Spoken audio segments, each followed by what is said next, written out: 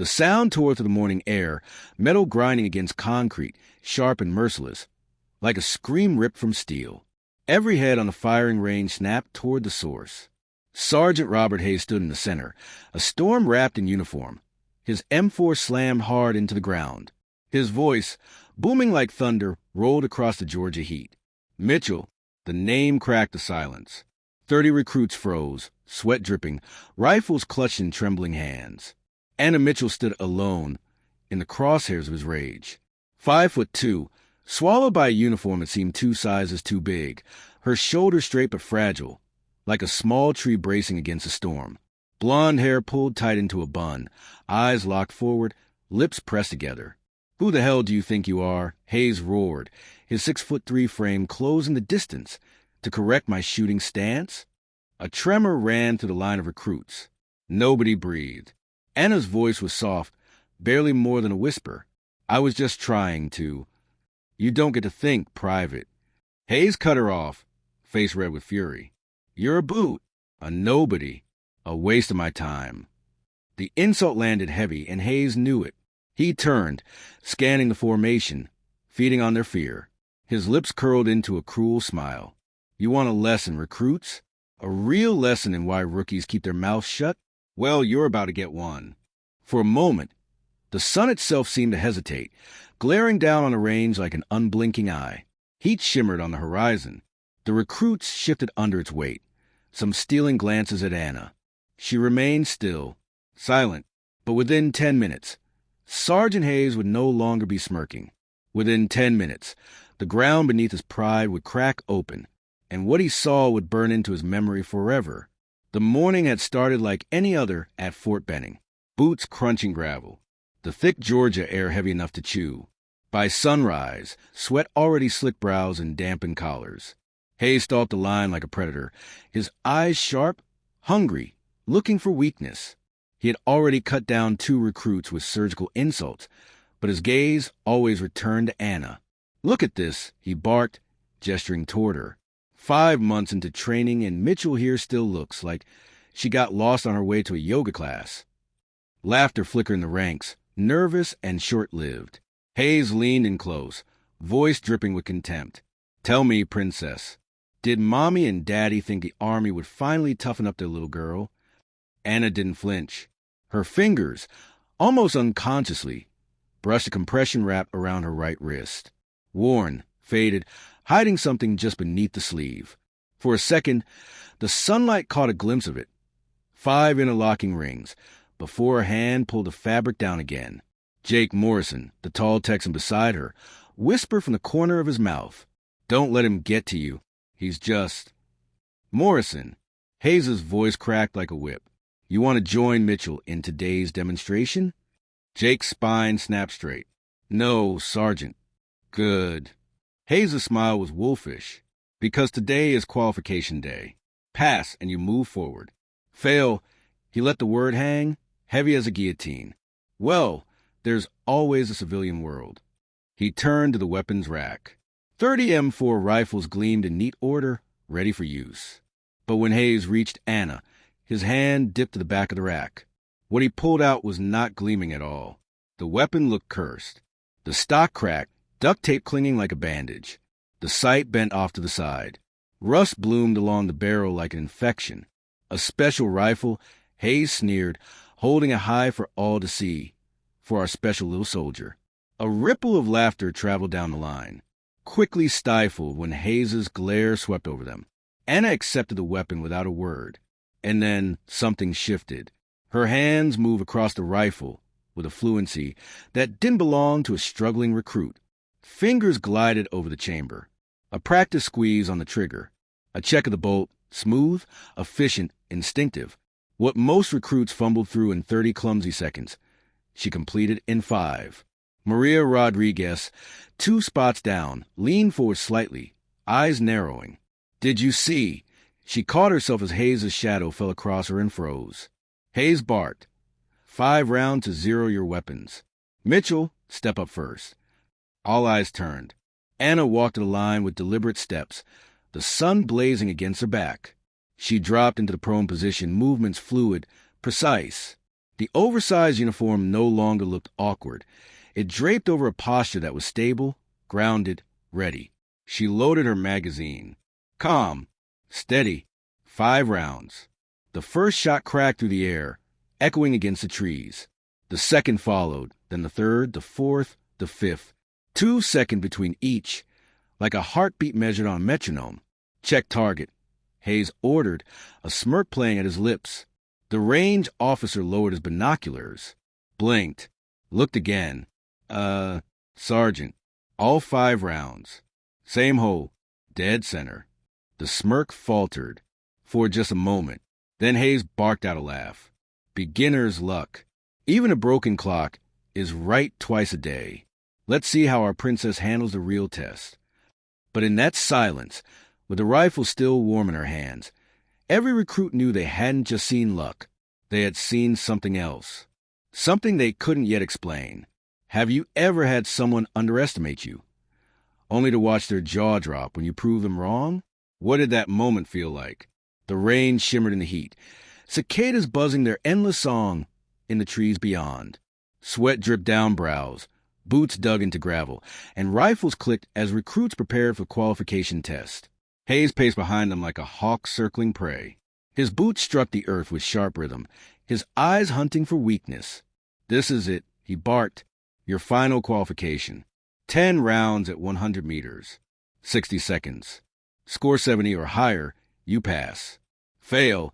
He let the silence draw out, savoring the tension. And you're done. The words hung heavy in the humid air, heavier than the rifles in their hands. Jake Morrison stepped forward first. His hands trembled as he loaded the magazine, his jaw tight. The Texan had been one of the better shots in training. But nerves were cruel enemies. The first shot rang out. Then another. Too fast. Too sloppy. By the time his 10 were spent, his shoulders sagged. 75 points, the officer announced. Passing. Barely. Hayes sneered. Acceptable. At least someone understands the basics. One by one, recruits stepped to the line. Some passed, some failed. A few earned nods of rare approval. Maria Rodriguez scored an impressive 82. 2 others broke under the pressure, their shots scattered like shrapnel across the target. And then, inevitably, it was Anna's turn. Hayes' voice cut through the thick air like a knife. All right, princess. Time to show us what you're really made of. He turned to the line of recruits, grinning. $50 says she doesn't break 50 points. Any takers? Uneasy shuffles. No one spoke. Anna moved to the ammunition table. Her motions calm, deliberate. She loaded her magazine without hurry. And for the briefest second, as her sleeves shifted, the sunlight revealed a small scar on her shoulder, a perfect circle with faint radiating lines. The mark of years spent with a rifle pressed hard against bone. Nobody else seemed to notice. But Hayes did. His eyes narrowed, though he said nothing. Anna stepped into position. She lowered herself prone, her body folding into form as if molded by years of repetition. She closed her eyes. Breathe in. And when she opened them again, her gaze was sharp, unshakable. Wind, 3 to 5 from the west. Gusting to 7. The word slipped out quiet, precise. Hayes barked a laugh. Wind call? What is this, Call of Duty? You've been practicing with video games, Mitchell? But Anna didn't answer. Her focus was unbreakable. She made a minute adjustment to the bent sight, hands steady as stone. The first shot cracked through the air. The sound was different, sharper, more commanding. She didn't flinch, didn't rush. Second shot, third, fourth. Her rhythm was flawless. Breath, aim, squeeze, repeat. 10 rounds, 10 heartbeats, 15 seconds. Then silence. Even the cicadas seemed to pause. The recruit stared, wide-eyed, waiting for the score. Hayes, jaw tight, raised his binoculars. His knuckles whitened as he gripped them. The officer cleared his throat. Target score 100. All rounds through the same hole. Dead center. For a moment, no one moved. No one spoke. The silence was louder than any gunshot. Then whispers erupted like wildfire. 100? That's impossible. She didn't miss not once. Same hole? With that rifle. Hayes' face shifted, his smirk gone, replaced with something raw. Rage. Confusion. Fear. That's impossible, he snarled. Check the target again. Check it properly this time. The officer jogged downrange, examined the paper with his own eyes, and returned pale. Sergeant, it's perfect. 10 rounds. 1 hole. I've never seen anything like it. Hayes's voice cracked as he shouted. She cheated. Nobody shoots like that. Not on their first qual. Not with that piece of junk rifle. Anna rose, rifle cradle in her arms, standing at attention, her face calm, her silence louder than any defense. Who are you really, Mitchell? Hayes spat, eyes burning. What's your game? But before she could answer, another voice cut through the air. Sergeant Hayes. Private Mitchell. My office. Now. Colonel Samuel Thompson stood at the edge of the range, his presence like a shadow falling over the scene. He rarely attended qualification days. His sudden appearance sent a ripple of unease through the recruits. Hayes stiffened to attention, his jaw tight. Anna remained still, expression unreadable. And as they marched toward the administration building, whispers erupted behind them like sparks on dry grass. What just happened? She's not normal. Nobody's that good. Did you see her? She didn't even breathe. Jake leaned toward Maria, voice hushed. That wasn't luck. That was professional. Maria's eyes stayed on Anna's back as she disappeared into the building. Yeah, like she's done this 1,000 times before. What do you think Sergeant Hayes is about to discover in the colonel's office? And more importantly, who is Anna Mitchell really? The walk to the administration building felt like a march to the gallows. Gravel crunched beneath boots. The humid air clung to every breath. Hayes strode with smug confidence, convinced he was about to witness Anna's downfall. His lips curled in anticipation, eyes flicking toward her like a predator savoring the kill. But Anna walked in silence, her face calm, eyes fixed forward, her steps neither hurried nor hesitant. The recruits behind them whispered like restless shadows, the air thick with rumors already spreading. Inside, the office was cool. Dim light filtered through blinds, striping the colonel's desk in bars of gold and shadow. Colonel Thompson sat waiting, his expression unreadable. A thick folder lay before him, one that hadn't been there an hour ago. Sergeant Hayes. His voice was low, steady. You've accused Private Mitchell of cheating. That's a serious allegation. Do you have any proof beyond your disbelief? Hayes snapped to attention, chest swelling. Sir, with respect, nobody shoots like that. Not with their first qualification. Not with a busted rifle. It's impossible without years of high-level training. She must have... Enough. Thompson's hand pressed the file open. Slowly, deliberately, he slid a photograph across the desk. Hayes leaned forward. His eyes narrowed. The picture showed a young woman on a brightly lit shooting range. Not military competition. Officials in suits. Electronic scoring screens in the background. The woman in the photo wore specialized gear, her posture perfect, her face calm with focus. Hayes frowned. I don't understand. What does this? The words choked off in his throat. He looked up, looked at Anna, looked back at the photo. It was her. Colonel Thompson's eyes flicked to Anna. His tone sharpened. Private Mitchell, or should I say, Miss Morrison, care to explain who you really are? The room went still. Even the air seemed to freeze. Anna's jaw tightened. For a long moment she said nothing. Then finally, her voice came quiet but clear. My name is Anna Mitchell, sir. That's who I am now. But that wasn't always your name, was it? Her shoulders sagged. Her eyes dropped. No, sir. I was born Anna Morrison. Hayes's face drained of color. Morrison, he stumbled on the word as if it weighed 1,000 pounds. The name sparked recognition, but he couldn't quite place it. The colonel leaned back, steepling his fingers. Anna Morrison, 3-time Olympic gold medalist in rifle shooting, for world records. 2 of them still standing. The youngest shooting champion in American history. The silence was suffocating. Hayes looked like he'd been struck across the face. His mouth opened, then closed, then opened again. But why? Why the hell would an Olympic champion enlist as a nobody recruit? Why hide it? For the first time since stepping into the room, Anna's composure cracked. Her hands trembled slightly. Her voice broke the silence, heavy with something far deeper than nerves. Because being a champion doesn't mean anything when she stopped herself, closed her eyes, drew a slow, shaky breath. When she spoke again, her voice was steady, bitter, honest, because medals don't stop nightmares. They don't silence the fear when a car backfires and you hit the floor like you're under fire. They don't erase 22 years of being Anna Morrison, the girl who never misses. But what happens when that's all you are? What happens when you realize you've never been anything else? Hayes shifted uncomfortably. His smug armor had cracked. Colonel Thompson studied her in silence, his gaze heavy but not unkind. Finally, he opened the folder again. "You disappeared for 6 months after the last Olympics," he said quietly. "The media speculated everything from scandal to suicide. Your family reported you missing." Anna's eyes flickered with something raw, unguarded. "I needed to find out who I was without a rifle in my hands. Turns out, I wasn't much of anything." Her voice steadied, harder now.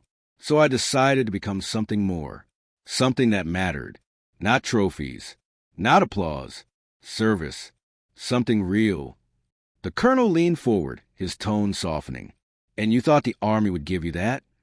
"I thought serving my country in a different way might help me find purpose.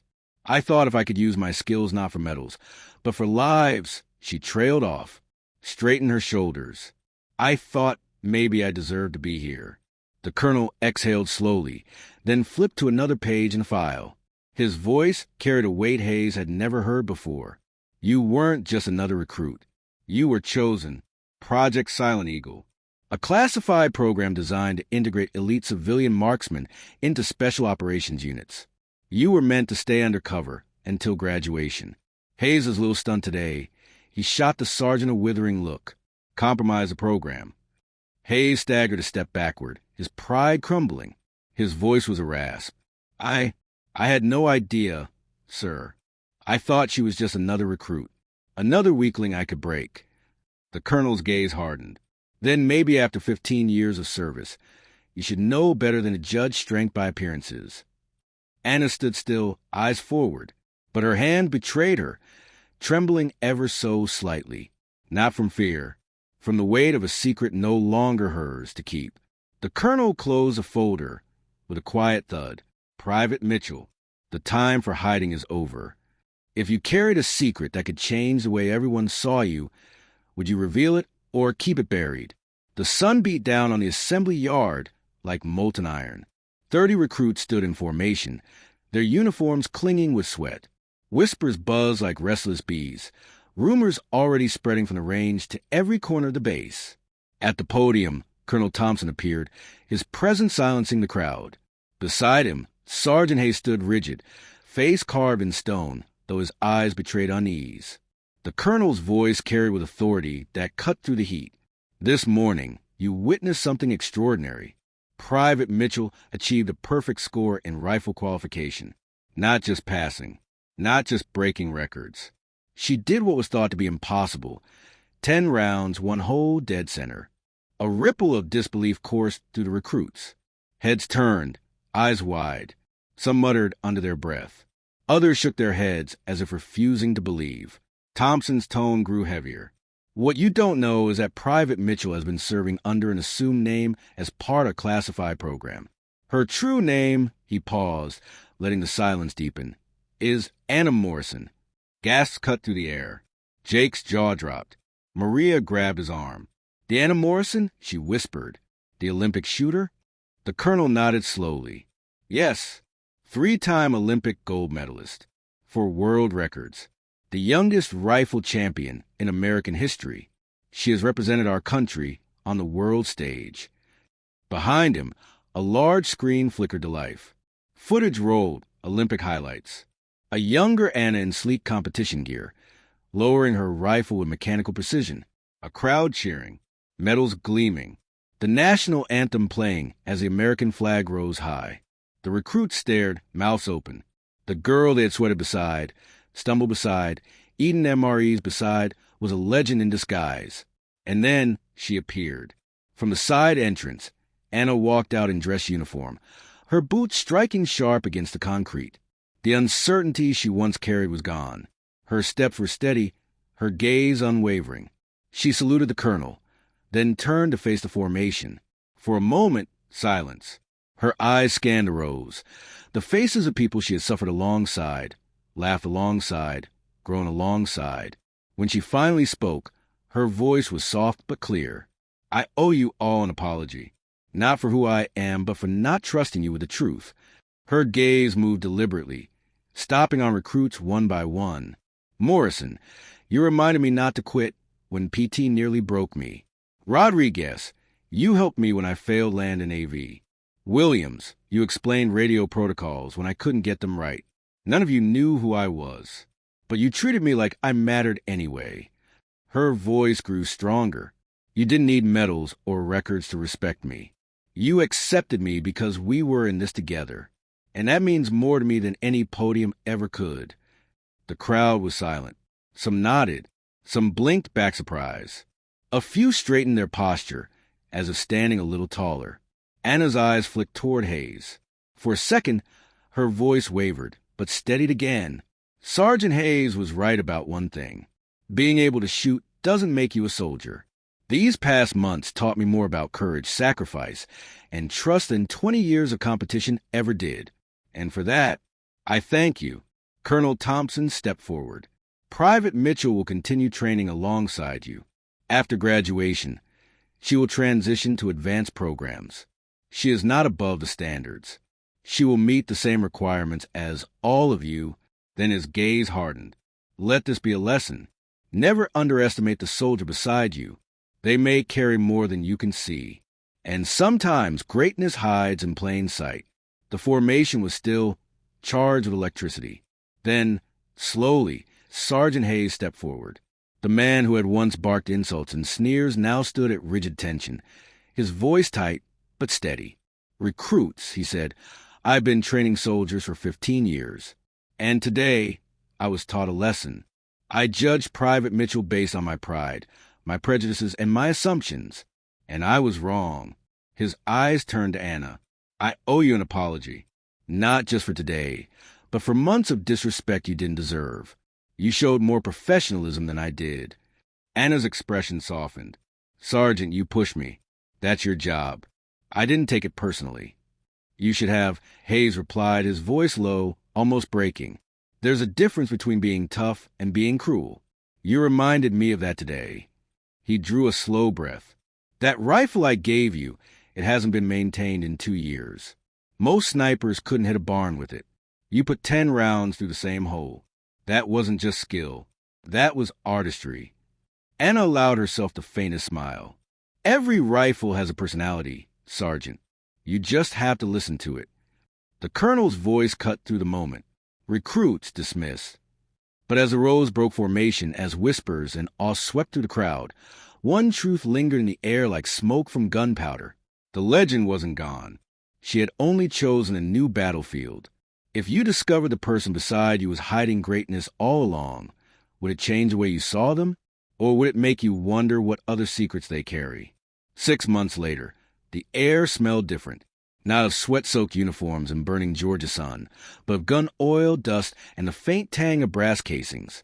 Anna Mitchell, once just another recruit, now stood on a different range. This time not as a quiet girl everyone underestimated, but as an instructor with the Army Marksmanship Unit. The recruits before her weren't beginners. They were advanced candidates, eyes sharp, bodies hardened, each hungry to prove themselves. She could see it in their posture, determination laced with doubt. She knew that feeling well. Anna stepped forward, her voice calm but firm. Technical skill will only take you so far. Anyone can learn to hit a target. The difference between good and great isn't in your rifle or even in your training. It's in your ability to stay humble enough to keep learning. A pause. She let the words settle in the air. And then, from the side, another voice joined hers. And never assume you know someone's story based on how they look. Every head turned. Sergeant Robert Hayes. Not the sneering, pride-soaked instructor they once feared, but a man reshaped by humility. He stood beside Anna now, not as her adversary, but as her ally. Their relationship, once a battlefield of insults and defiance, had become one of respect. Hard-earned, unshakable, some of the most dangerous warriors. Hayes continued, his voice carrying weight. Don't look like Hollywood's idea of a soldier. Some of them are quiet. Some are small. Some are underestimated. Until the moment they show you who they really are. The recruits listened silent, leaning on every word. As the day's training ended, Anna and Hayes lingered at the edge of the range. The sun dipped low, painting the horizon in bruised gold and crimson. Hayes broke the silence first. You know that busted rifle I gave you on qualification day? Anna's lips curved. The one with duct tape and rust? He nodded, mounted on my office wall. Her brow arched. Why? His answer was quiet, honest. As a reminder, every time I'm tempted to judge someone too quickly, I look at it, and I remember the day a 5'2" recruit taught me what it really means to be a soldier. Anna's smile softened. We all have our lessons, Sergeant. Yours was humility. Mine was purpose. Hayes studied her for a moment. And did you find it? Your purpose. Anna turned, watching a line of young recruits carefully cleaning their rifles, shoulders hunched with the same nerves she once carried. She thought of medals locked in dusty cases, crowds that cheered but never knew her, nights where silence felt heavier than applause. I did, she said finally. I found out being the best isn't about never missing a shot. It's about helping others find their aim. The words lingered in the air, warm as the fading sun. In the months that followed, whispers became legend. New recruits arriving at Fort Benning heard the story. The story of the day a frail-looking woman in an oversized uniform picked up a broken rifle and shattered a record thought untouchable. They heard of the instructor who had mocked her, only to learn the greatest lesson of his career. And in Hayes's office, mounted on the wall, the broken M4 remained. A plaque beneath it bore just 2 words: never underestimate. Anna Morrison, Olympic champion, had been buried. Anna Mitchell, soldier, had been born. And somewhere in a far-off land, a special operations unit would soon welcome their newest sniper. A woman who had chosen service over celebrity, who traded applause for silence, medals for purpose, and a life defined not by victories won, but by lives protected. But let me ask you something. If you were in Anna's shoes, would you give up everything you'd achieved, fame, recognition, medals, to start over just to find true purpose?